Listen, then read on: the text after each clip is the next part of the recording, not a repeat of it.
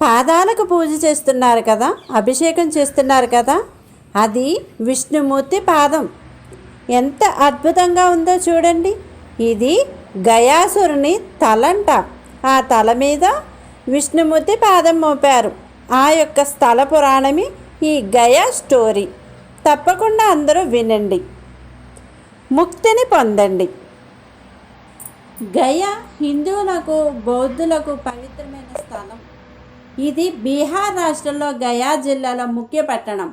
రాష్ట్ర రాజధాని పాట్నా నుండి 100 కిలోమీటర్ల దూరంలో ఉంది. గయ చారిత్రాత్మక మగధ సామ్రాజ్యంలో భాగంగా ఉండేది.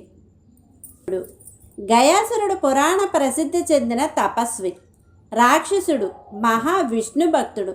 తన తపోశక్తిచే తన శరీరమే పరమ పవిత్రంగా మలుచుకుని దానిని తాకిన వారు ముక్తి పొందేలా